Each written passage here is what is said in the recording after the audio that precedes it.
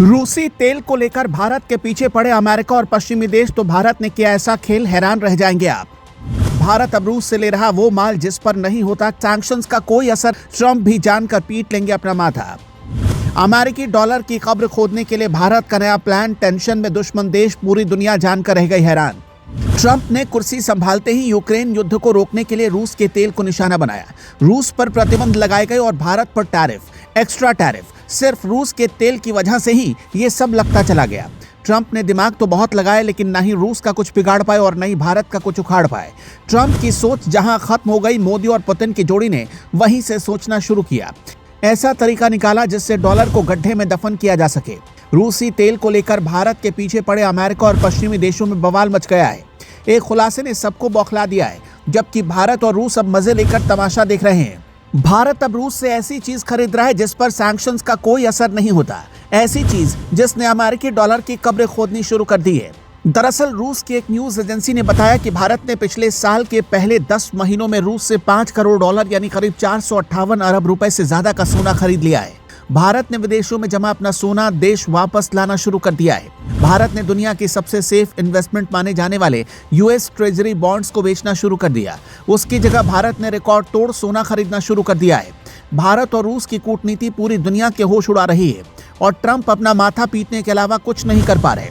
Trump की हरकतों की वजह से अब पूरी दुनिया अमेरिका के खिलाफ आ रही है। भारत और रूस ने इन देशों को नया आइडिया देकर अमेरिका को बर्बाद करने वाला प्लान बता दिया है। यूएस ट्रेजरी बॉन्ड्स दुनिया की सबसे सेफ इन्वेस्टमेंट में गिने जाते हैं। दुनिया भर के सेंट्रल बैंक्स ने यूएस ट्रेजरी बॉन्ड्स में आंखें बंद करके पैसा लगा रखा था। दुनिया में सबसे ज्यादा इन्वेस्टमेंट ट्रेजरी बॉन्ड्स में होती थी, जबकि दूसरे नंबर पर गोल्ड आता था। 30 साल में पहली बार दुनिया के सेंट्रल बैंक्स में यूएस ट्रेजरी बॉन्ड से ज्यादा गोल्ड रिजर्व आ गए हैं। यानी अमेरिकी डॉलर से अब दुनिया का भरोसा उठने लगा है। इसकी वजह क्या है वो भी समझिए। रूस यूक्रेन युद्ध के चलते अमेरिका और पश्चिमी देश खुलकर रूस के खिलाफ खड़े हो गए हैं। रूस को सबक सिखाने के लिए ऐलान किया गया कि विदेशों में जमा रूस के 300 बिलियन डॉलर्स को फ्रीज किया जा रहा है। अमेरिका और पश्चिमी देशों की यह बड़ी चाल थी। रूस के अरबों रुपए फ्रीज कर दिए गए ताकि किसी भी तरह पुतिन को कमजोर किया जा सके। बस यहीं से खेल शुरू हो गया। दुनिया भर में मैसेज गया कि आज जो रूस के साथ हुआ वो कल किसी और भी देश के साथ हो सकता है। भारत और चीन रूस के करीबी माने जाते हैं। ट्रंप ने भारत को खासकर निशाना बनाया, इसलिए चीन भी अलर्ट हो गया।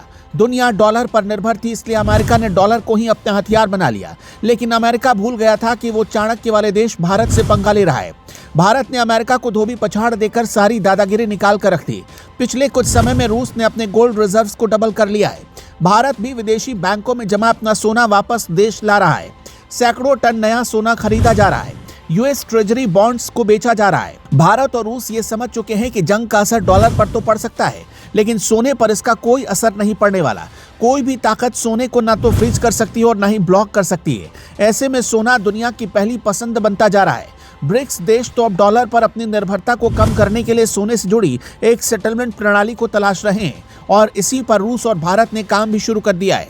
कुछ रिपोर्ट्स के मुताबिक अमेरिकी प्रतिबंधों के चलते तेल और गैस निर्यात से होने वाली कमाई में गिरावट आई है, जिसकी भरपाई के लिए रूस अपने रिजर्व का सहारा ले रहा है। दावा किया गया कि रूस ने बीते 4 सालों में अपने नेशनल फंड से करीब 60% सोना पहले ही बेच दिया है।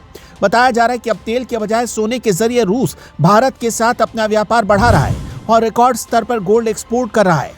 रिपोर्ट के मुताबिक रूस और भारत के बीच गोल्ड ट्रेड में एक बड़ा उछाल माना जा रहा है। रिपोर्ट्स के मुताबिक रूस अब भारत के साथ अपने लेन देन में सोने को एक अहम माध्यम के रूप में इस्तेमाल कर रहा है। भारत और रूस ने जो दिमाग लगाया उसे लेकर आप क्या सोचते हैं, कमेंट में बताइएगा।